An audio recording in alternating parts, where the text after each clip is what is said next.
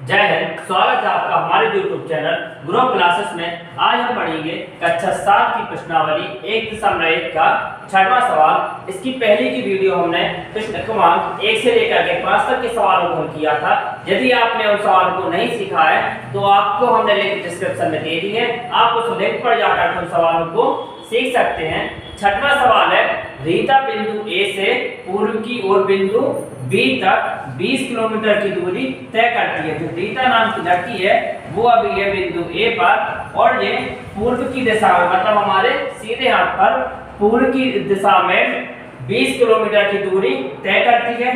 यहाँ से ये पूर्व की ओर चलेगी और बिंदु बी तक 20 किलोमीटर की दूरी तय करती है। इसके बाद उसी सड़क के अनुदेश बिंदु बी से वह 30 किलोमीटर की दूरी पश्चिम की ओर तय करती है। अब रीता भी कहां पर है? बिंदु बी पर। यहां से वापस किस दिशा में आ रही है? पश्चिम की तरफ। पूर्व से वो आती है पश्चिम की तरफ। कितना आ रही है यहाँ पर? 30 किलोमीटर। 30 किलोमीटर आने के लिए पहले तो वो यहाँ से यहाँ तक कितना आएगी? 20 किलोमीटर। बिंदु बी से ए तक कितना आएगी? 20 किलोमीटर। उसके बाद ये 10 किलोमीटर और आएगी। इस पॉइंट को हम मान लेंगे बिंदु सी। तो यहाँ तक कितना होगा इसका? 10 किलोमीटर। सवाल में है कि उसी सड़क के अनुदेश बिंदु बी से, बिंदु बी हमारा यहाँ पर है, बिंदु बी से वह 30 किलोमीटर की दूरी पश्चिम की ओर तय करती है। बिंदु बी से 30 किलोमीटर की, तो 20 और 10 30, ये कुल दूरी कितनी हुई यहाँ पर? 30 किलोमीटर। किस दिशा में तय की उसने? पश्चिम की दिशा में। आगे सवाल है, यदि पूर्व की ओर तय की गई दूरी को धनात्मक पूर्णांक से, जो उसने बिंदु ए से पूर्व दिशा की ओर दूरी तय की, कितनी की थी उसने? 20 किलोमीटर की दूरी तय की, तो उसको सवाल क्या कह रहा है? उसे हम धनात्मक पूर्णांक से माने। धनात्मक का मतलब क्या होता है? संख्या के आगे धन लगा होना। धनात्मक पूर्णांक से निरूपित किया जाता है। तो पश्चिम की ओर तय की गई दूरी को आप कैसे निरूपित करेंगे? तो बिंदु बी से उसने दूरी कहां तय की थी? पश्चिम की ओर। तो 30 किलोमीटर की दूरी तय की। तो सवाल में है यदि ए से बी तक जो दूरी तय की उसको मान ले धनात्मक, उसको कैसे निरूपित किया जाता है? धनात्मक से।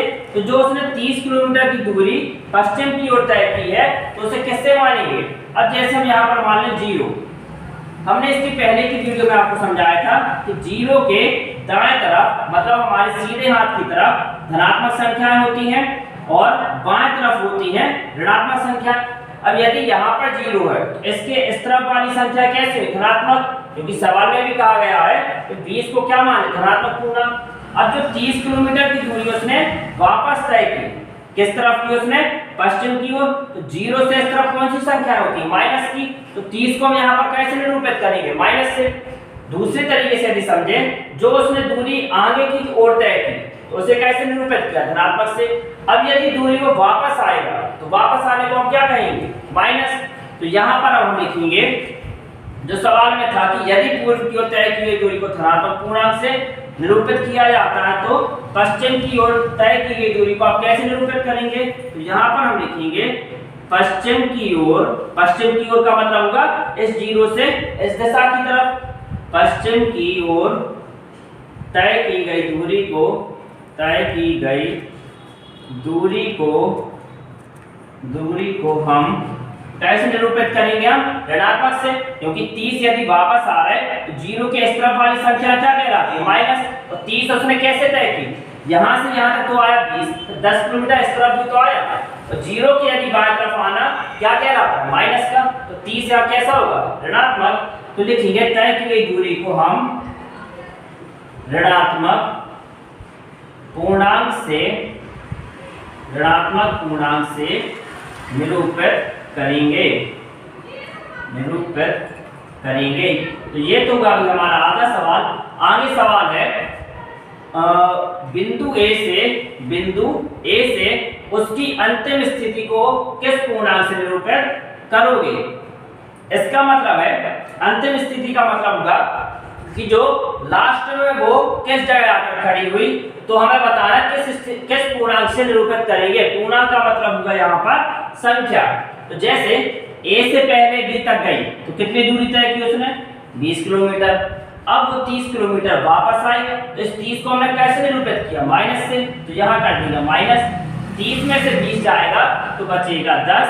बड़ी संख्या यहाँ माइनस की है, और जब भी जो संख्या बड़ी होती है उसी का चिन्ह आता है। यहाँ 30 बड़ा है माइनस का, इसके आगे लिखा का आएगा चिन्ह माइनस का। तो सवाल में था किस पूर्णांक से निरूपित करोगे, तो हम किस पूर्णांक से निरूपित करेंगे, यहाँ पर -10 से। अब इसे थोड़ा अच्छे से लिख लेंगे, बिंदु ए से उसकी अंतिम स्थिति। पहले तो हम लिखते हैं बिंदु ए से बी की ओर तय की गई दूरी, बी की ओर तय की गई दूरी, कितनी दूरी तय की थी उसने बिंदु ए से बी की ओर, 20 किलोमीटर, 20 किलोमीटर। अब उसने कहां से की थी, बिंदु बी से, इसको हमने क्या मान लिया, सी, जो अंतिम स्थिति आई उसको हमने क्या माना, सी। तो यहां हम लिखेंगे बिंदु सी से अंतिम स्थिति,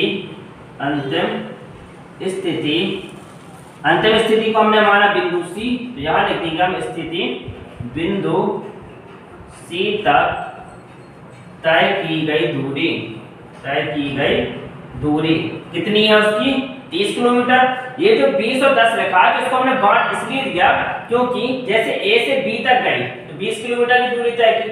अब यदि वो वापस बी से पहले कहां तक आएगी, ए तक, तो पहले तो 20 किलोमीटर यहां तक आई, उसके बाद फिर वो ए से लेकर सी तक कितनी दूरी तय करेगी, 10, तब जाकर कितना हुआ 30। तो बिंदु सी तक तय की गई दूरी कितनी आई उसकी, 30 किलोमीटर। अब जो सवाल में था उसकी अंतिम स्थिति को किस पूर्णांक से निरूपित करोगे, अब हम यहाँ पर करेंगे। यहाँ पर 30 को हमने क्या किया था, माइनस से निरूपित किया था। 30 को हमने कैसे निरूपित किया था, माइनस से। तो यहाँ कर देंगे हम 20 माइनस 30 बराबर माइनस का 10। माइनस का 10 क्यों आएगा, क्योंकि बड़ी संख्या यहाँ माइनस की है, तो आंसर में भी माइनस का आएगा।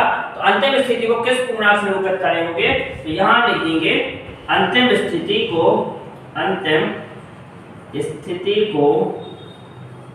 हम -10 पूर्णांक से निरूपित करेंगे,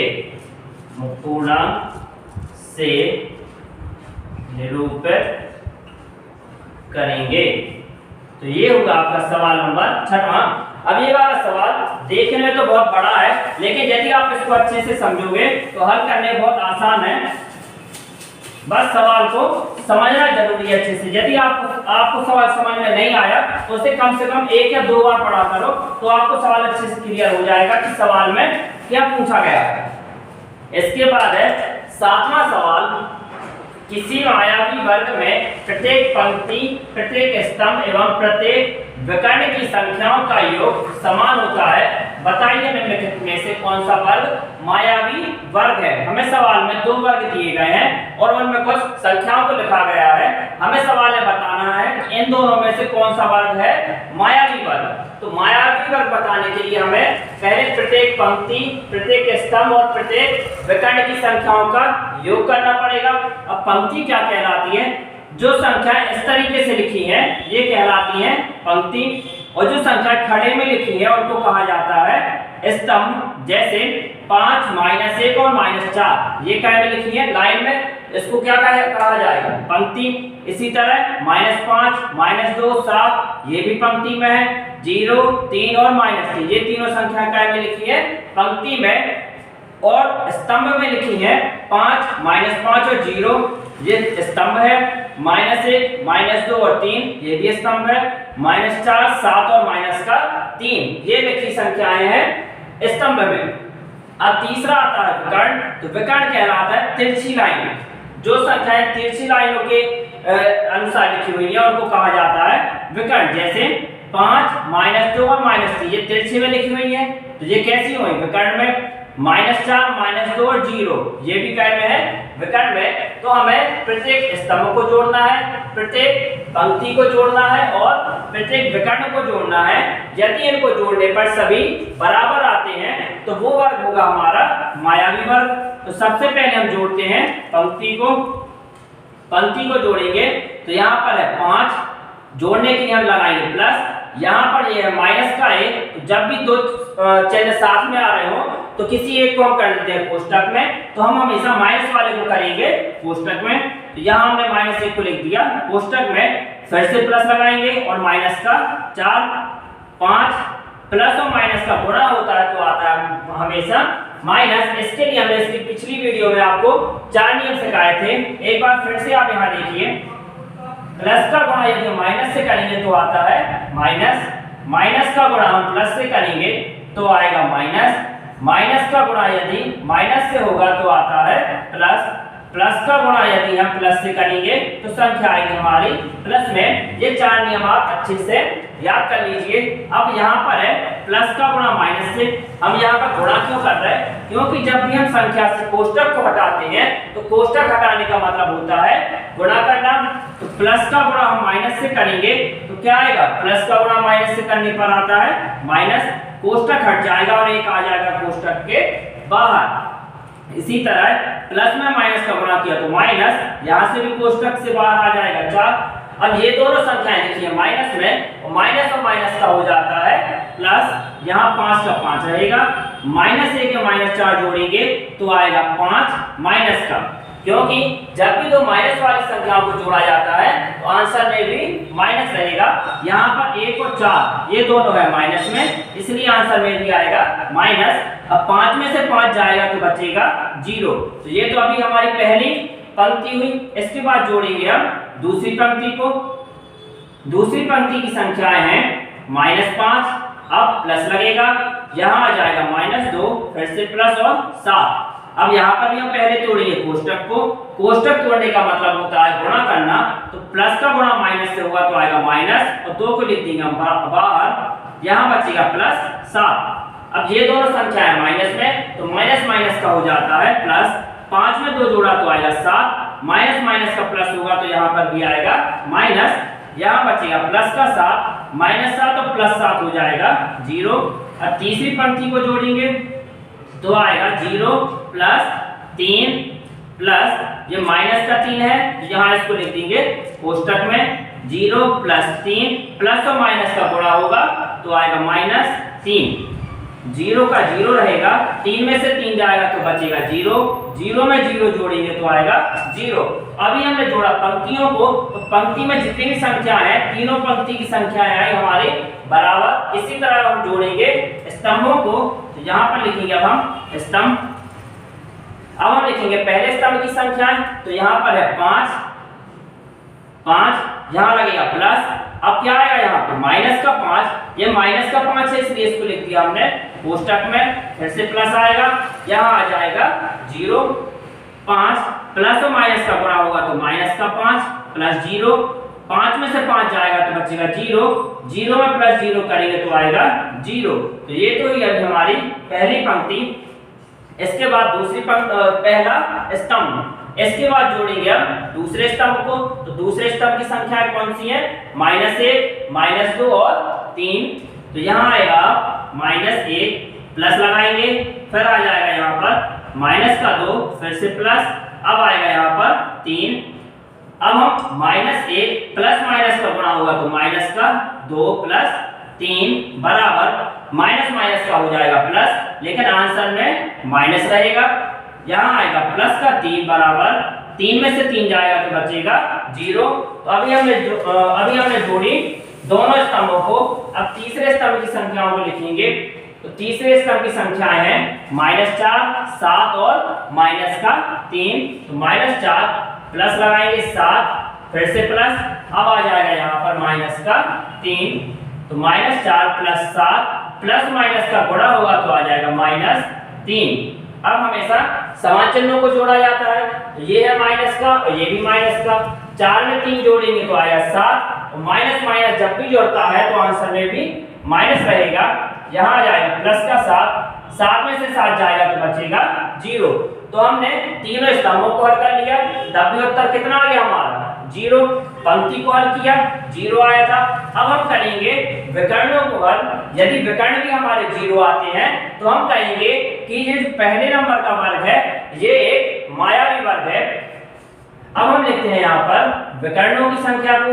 विकर्ण अभी हमने आपको बताया था, जो संख्या तिरछे में लिखी है वो कहलाती है विकर्ण।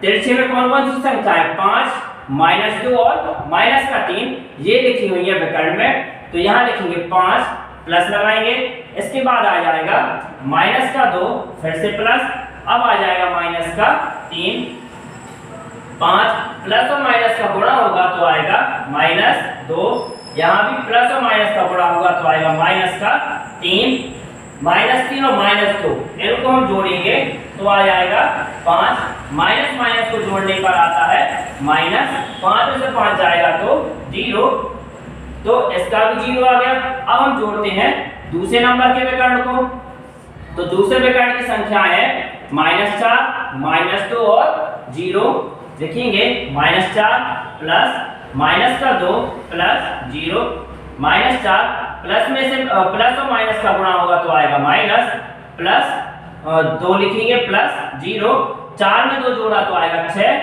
माइनस का प्लस 0, -6 में हम 0 को जोड़ेंगे तो आएगा -6। अब हमने देखा कि सभी पंक्ति की जो संख्याएं थी उनको जोड़ने पर 0 आया, स्तंभ को जोड़ने पर भी 0 आया, लेकिन विकर्ण को जोड़ने पर 0 नहीं आया। तो लिख देंगे विकर्णों को जोड़ने पर संख्या समान नहीं है, अतः यह एक मायावी वर्ग नहीं है। यदि यहाँ पर भी हमारा 0 आया था तो हम कहते हैं कि जो पहले नंबर का विकर्ण है यह एक मायावी विकर्ण है, लेकिन जो विकर्ण की हमने दूसरी वाली संख्याओं को जोड़ा तब हमारा आंसर आया -6, इसलिए यह एक मायावी विकर्ण नहीं है। इसके बाद हम जोड़ते हैं दूसरे नंबर के संख्याओं को, दूसरा विकर्ण है यहाँ पर। पहले हम लिखते हैं पंक्ति वाली संख्याओं को, तो पंक्ति में लिखी हुई है पंक्ति में लिखा है 1, -10 और 0, दूसरी पंक्ति में -4, -3 और -2, तीसरी पंक्ति में -6, 4 और -7। पंक्ति में लिखा तो अपने आप स्तंभ विकर्ण बन जाएंगे। अब सबसे पहले हम किनको जोड़ेंगे, पंक्ति वाली संख्याओं को। तो पहली पंक्ति में संख्याएं हैं 1, प्लस लगेगा, -10, फिर से प्लस और 0, इनको हल करेंगे, प्लस और माइनस का गुणा होगा तो आएगा माइनस, यहाँ आ जाएगा 10 प्लस 0, 10 में से 1 जाएगा तो बचेगा यहाँ पे -9 प्लस 0, बड़ी संख्या यहाँ माइनस की थी तो यहाँ पर भी माइनस आएगा, -9 में हम 0 को जोड़ेंगे तो आएगा -9। अब हम जोड़ेंगे दूसरी पंक्ति की संख्याओं को, तो दूसरे में है -4 प्लस -3 प्लस -2, तो -4 प्लस और माइनस का गुणा होगा तो आएगा -3 आ जाएगा बाहर, यहाँ भी प्लस और माइनस का गुणा होगा तो आएगा माइनस और 2 आ जाएगा बाहर। अब ये तीनों संख्या माइनस में है तो इनको भी हम जोड़ेंगे। सबसे पहले 4 में 3 जोड़ा तो आएगा -7। माइनस क्यों आया, क्योंकि माइनस और माइनस का होता है प्लस, लेकिन आंसर में भी माइनस रहेगा। यहाँ बचा -2, अब यहाँ -7 और -2 इन दोनों को जोड़ेंगे तो आएगा -9। माइनस और माइनस का होता है प्लस, आंसर में माइनस रहेगा। इसके बाद तीसरी पंक्ति को हम जोड़ेंगे, तो तीसरी पंक्ति की संख्याएं हैं -6 प्लस 4 प्लस -7, यहाँ आ जाएगा -6 प्लस 4 प्लस और माइनस का गुणा होगा तो आएगा माइनस, यहाँ आ जाएगा 7। अब सबसे पहले हम समान चिन्ह वाली संख्याओं को जोड़ेंगे, तो 6 के आगे माइनस और 7 के आगे माइनस, ये समान चिन्ह हो गए। 6 में हम 7 को जोड़ेंगे तो आएगा यहाँ पर -13, यहाँ बचेगा +4, 13 में से 4 को घटाएंगे तो आएगा 9। बड़ी संख्या माइनस की तो आंसर में भी माइनस लगेगा। तो ये तो जोड़ लिया अभी हमने पंक्तियों को। अब जोड़ते हैं हम इसके स्तंभ। यहाँ लिखेंगे अब स्तंभ की संख्याएं हैं 1, -4 और -6, लिखेंगे 1 प्लस -4, इसको लिख देंगे कोष्टक में, फिर से प्लस और यहाँ आ जाएगा -6। 1 प्लस और माइनस का गुणा होगा तो आएगा माइनस, यहाँ आ जाएगा 4 प्लस माइनस का गुणा होगा तो माइनस, यहाँ आ जाएगा 6। अब सबसे पहले समान चिन्हों को जोड़ेंगे, तो ये माइनस और 6 भी माइनस का, इन दोनों को हम जोड़ेंगे तो आएगा -10, यहाँ 1 आ जाएगा। 10 में से 1 को घटाएंगे तो आएगा 9। बड़ी संख्या माइनस की तो यहाँ भी माइनस आ जाएगा। तो ये तो हुआ हमारा पहला स्तंभ। अब जोड़ते हैं हम दूसरे स्तंभ की संख्याओं को। तो दूसरे स्तंभ में है -10, -3 और 4। तो -10 प्लस यहाँ आ जाएगा -3 प्लस यहाँ आ जाएगा 4। -10 प्लस और माइनस का गुणा हुआ तो आएगा माइनस, यहाँ आ जाएगा 3 प्लस 4। अब 10 और 3 ये दोनों माइनस में, इनको हम जोड़ देंगे। 10 में 3 जोड़ा तो आएगा माइनस का 13। दोनों संख्या माइनस में है तो आंसर में भी माइनस आएगा। प्लस 4, 13 में से 4 को घटाएंगे तो आएगा 9। बड़ी संख्या माइनस की तो यहाँ पर भी माइनस आएगा। तो दूसरे स्तंभ को जोड़ने पर क्या है हमारा माइनस का 9। अब जोड़ते हैं तीसरे स्तंभ की संख्याओं को। तो तीसरे स्तंभ में है 0, -2 और माइनस का 7। 0 प्लस माइनस का 2 प्लस माइनस का 7। 0 प्लस में माइनस का गुणा किया तो माइनस, यहाँ आ जाएगा 2 प्लस में माइनस का गुणा किया तो माइनस, यहाँ आ जाएगा 7। 7 में 2 जोड़ेंगे तो आएगा 9 माइनस का, क्योंकि माइनस माइनस में माइनस रहता है। यहाँ आएगा 0, इसको हल करेंगे तो आ जाएगा माइनस का 9। तो स्तंभ को जोड़ने पर भी कितना आया हमारा -9। अब बचा हमारा विकर्ण। तो विकर्ण को जोड़ेंगे हम, विकर्ण की संख्याओं को जोड़ेंगे। तो विकर्ण में है 1, -3 और माइनस का 7। तो लिखेंगे 1 प्लस माइनस का 3 प्लस माइनस का 7। 1 प्लस में माइनस का गुणा किया तो माइनस 3 आ जाएगा, प्लस माइनस हो जाएगा माइनस 7 आ जाएगा। अब समान चिन्हों को जोड़ते हैं। 7 में 3 जोड़ा तो आ जाएगा माइनस का 10, क्योंकि माइनस माइनस का प्लस करने पर आता है माइनस। आगे है 1, 10 में से 1 जाएगा तो बचेगा माइनस का 9, क्योंकि बड़ी संख्या माइनस की है। अब हम जोड़ते हैं दूसरे विकर्ण की संख्याओं को। तो दूसरे विकर्ण में है 0, -3 और माइनस का 6।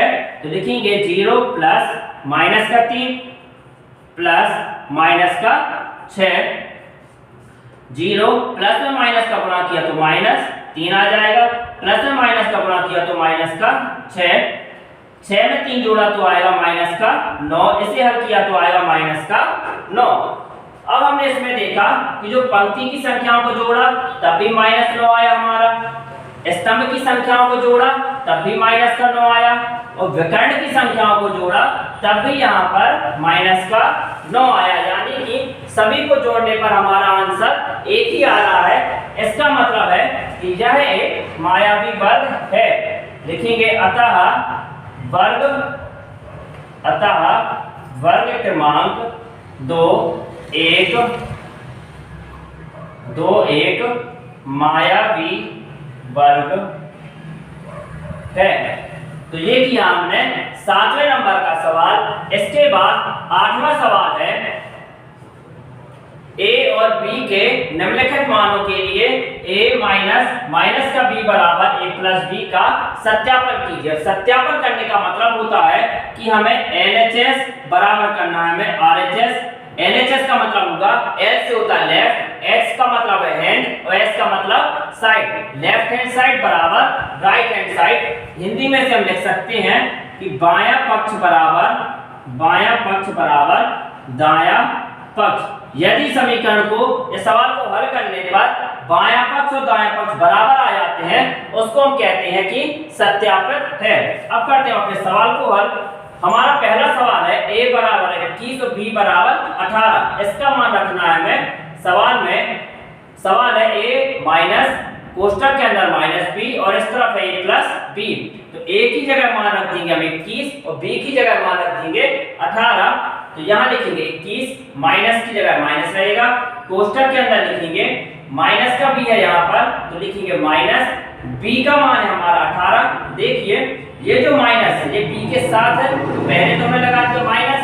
अब b की जगह कितना लिखना हमें 18 बराबर इस तरफ है a की जगह 21 प्लस b की जगह यहाँ पर 18। 21 माइनस और माइनस का गुणा होता है तो आता है प्लस। गुणा हम यहाँ पर क्यों कर रहे हैं? क्योंकि कोष्टक हटाने के लिए हमेशा गुणा किया जाता है। तो माइनस और माइनस का गुणा किया तो आएगा प्लस 18 बराबर 21 प्लस 18। 8 में 1 जोड़ा तो 9, 2 में 1 जोड़ा तो आएगा 3, इस तरफ भी 8 में 1 जोड़ा तो 9, 2 में 1 जोड़ा तो 3। अब आप देखिए बायां पक्ष बराबर है हमारे दायां पक्ष के, इसको हम लिख देंगे LHS बराबर RHS। अब यदि दोनों तरफ के पक्ष बराबर आ जाएंगे उसको हम लिख देंगे यहाँ पर अतः सत्यापित है।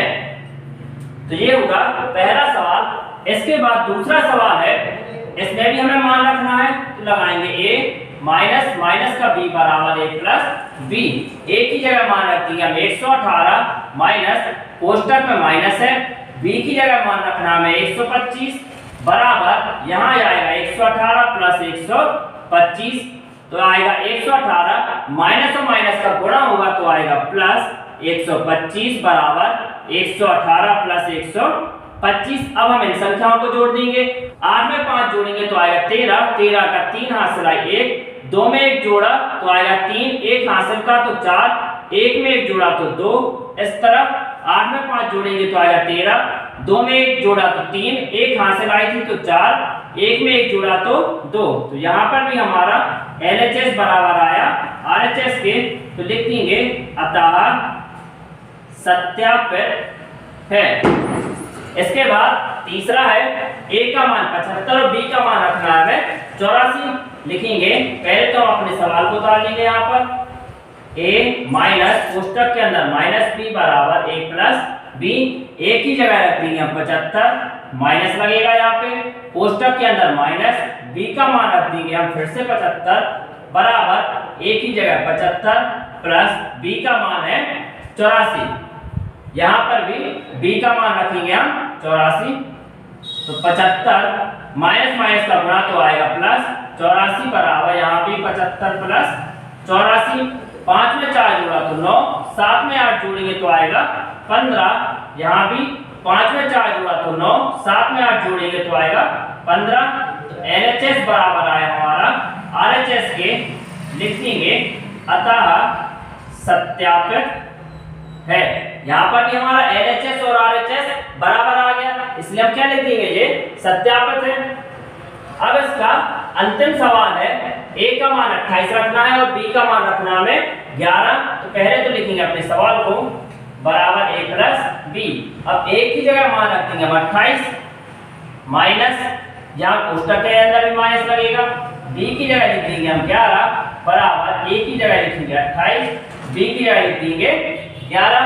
28 माइनस और माइनस का गुणा तो प्लस 11 बराबर 28 प्लस 11। 8 में 1 जोड़ा तो 9, 2 में 1 जोड़ा तो आएगा 3 बराबर, इस तरफ भी कितना आ जाएगा 39। तो यहाँ भी LHS बराबर आया हमारा RHS, लिख देंगे अतः सत्यापित है। तो इसमें सभी LHS बराबर आ गए अपने RHS के। तो ये किया हमने 8वें नंबर का सवाल।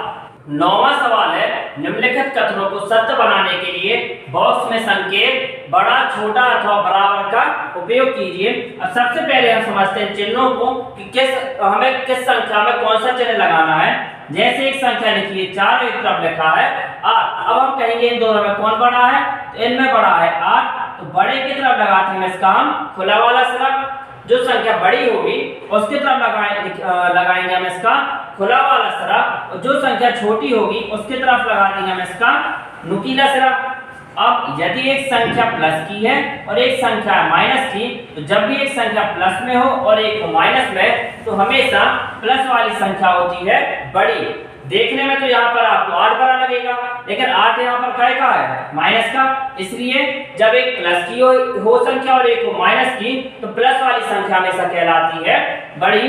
तो 5 हो गया इसमें बड़ा।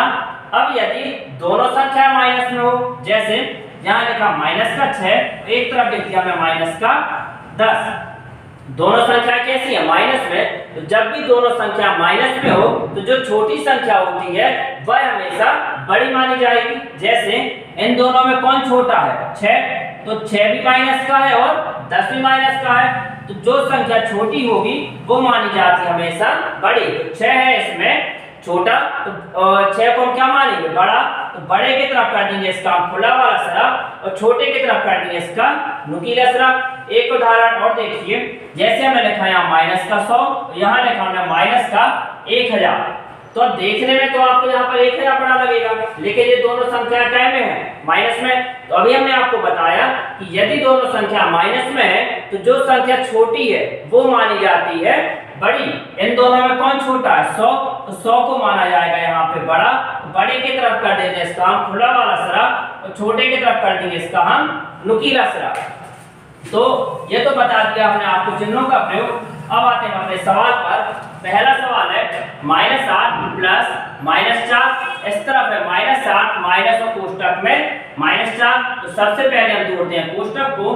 कोष्टक तोड़ने का मतलब होता है गुणा करना।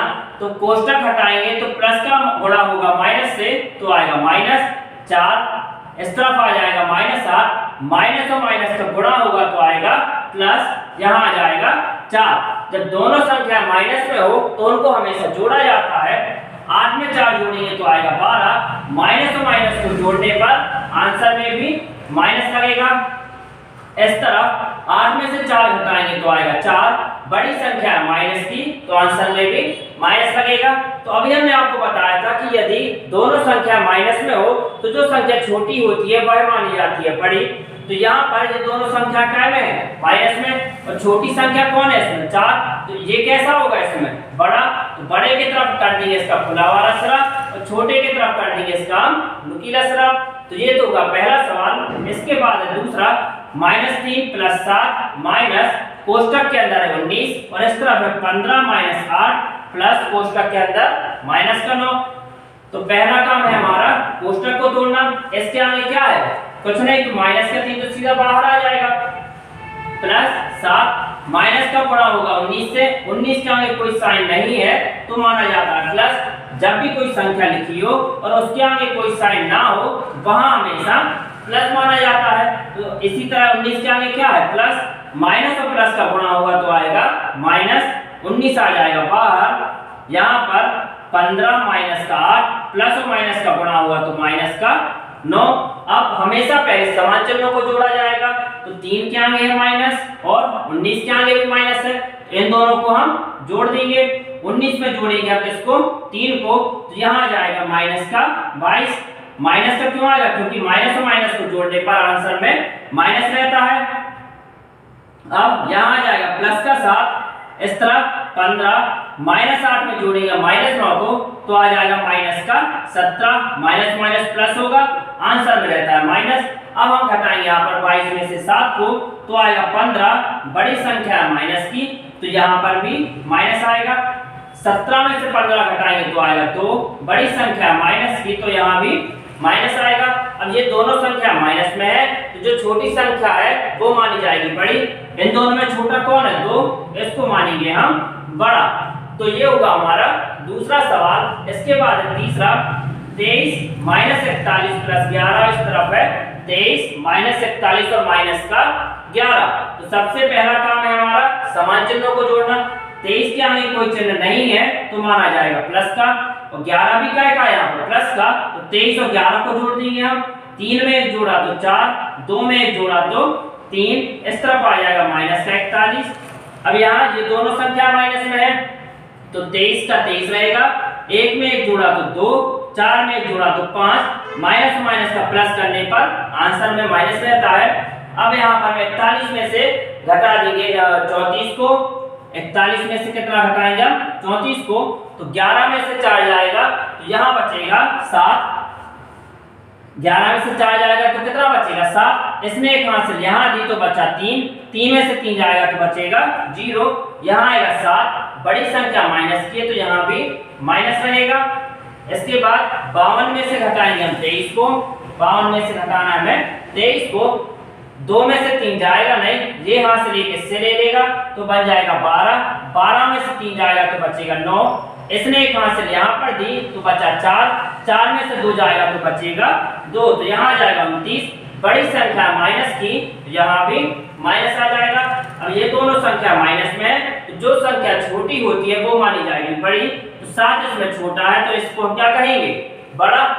इसके बाद है हमारा चौथा सवाल, 39 प्लस माइनस 24 और माइनस का 15। तो पहला काम कोष्टक हल करना, 39 प्लस और माइनस का गुणा हुआ तो माइनस 24 बाहर आ जाएगा, 15 के आगे कोई साइन नहीं है तो कहलाएगा प्लस का, माइनस और प्लस का गुणा हुआ तो आएगा माइनस, 15 आ जाएगा बाहर। अब 36 प्लस और माइनस का गुणा होगा तो माइनस, यहाँ आ जाएगा 52, माइनस और माइनस का गुणा होगा तो आ जाएगा प्लस 36। अब समान चिन्हों को जोड़ेंगे तो ये दोनों क्या में माइनस में, इन दोनों को जोड़ देंगे, 5 में 4 जोड़ा तो 9, 2 में 1 जोड़ा तो 3, माइनस और माइनस का प्लस होता है, आंसर आता है माइनस में। यहाँ पर ये संख्या प्लस में और 36 भी प्लस में है तो 36 और 36 को जोड़ देंगे, 6 में 6 जोड़ा तो 12, 3 में 3 जोड़ा तो 6 और एक आंसर आएगा 7, यहाँ आएगा माइनस का 52। 39 में से 39 गया तो बचेगा 0। अब यहाँ पर हम घटाएंगे, 72 में से 52, 2 में से 2 गया तो 0, 7 में से 5 जाएगा तो बचेगा 2, तो आ गया 20। बड़ी संख्या प्लस की है तो आंसर में भी प्लस। अब एक तरफ है 0 और एक तरफ है 20, तो कौन बड़ा होगा? 20 बड़ा होगा। बड़े की तरफ कर देंगे इसका खुला वाला सिरा। अब इसका लास्ट सवाल है माइनस का 231 प्लस 79 प्लस 51 और इस तरफ है माइनस का 399 प्लस 161 और प्लस 81। तो सबसे पहले समान चिन्हों को जोड़ेंगे, इसके आगे प्लस है और 51 के आगे भी प्लस है तो इन दोनों को हम जोड़ देंगे। 9 में 1 जोड़ा तो 10, 7 5 12 और एक आंसर 13। इस तरफ माइनस का 399, 159 में जोड़ना है 81 को, 9 और 1 होता है 10 का 0 आंसर आइए। 8 में 5 जोड़ेंगे तो आएगा 13, 13 एक आंसर होता है 14, 14 का 4 आंसर आइए, यहाँ आ जाएगा 240। 240। अब 231 में से घटा देंगे हम 130 को, 1 में से 0 गया तो 0, 3 में से 3 गया तो 0, 2 में से 1 गया तो 1, 231 में से घटाएंगे 130 को, यहाँ पर 1 में से 0 जाएगा तो बचेगा 1, तो यहाँ आ जाएगा 101। बड़ी संख्या माइनस की है तो यहाँ भी माइनस लगेगा। अब 399 में से घटाएंगे हम 240 को, 9 में से 0 गया तो 9, 9 में से 4 गया तो 5, 3 में से 2 जाएगा तो बचेगा 1, यहाँ जाएगा 159। बड़ी संख्या यहाँ पर है माइनस की तो आंसर में भी माइनस। जब दोनों संख्या माइनस में हो तो छोटी संख्या को माना जाता है बड़ा। तो 101 और 159 में कौन छोटा होगा? 101 है इसमें बड़ा, जिसके तरफ बड़ा वाला सिरा और छोटे की तरफ नुकीला सिरा। तो ये किया हमने 9वें नंबर का सवाल। इस वीडियो में हमने सीखे कक्षा 7 प्रश्नावली 1.1 के 6 से लेकर के 9 तक के सवालों को। इसके बाद जो 10वां सवाल है वो परीक्षा की दृष्टि से उपयोगी है नहीं, और सवाल भी काफी बड़ा है। यदि आपको सवाल समझना हो तो कमेंट बॉक्स में कमेंट करें, इसके लिए हम एक अलग से वीडियो बना देंगे। तो अभी हमने पढ़े 6 से लेकर के 9 तक के सवालों को। यदि आपको सवाल समझ में आए हो तो वीडियो को लाइक, शेयर और चैनल को सब्सक्राइब जरूर करें। जय हिंद।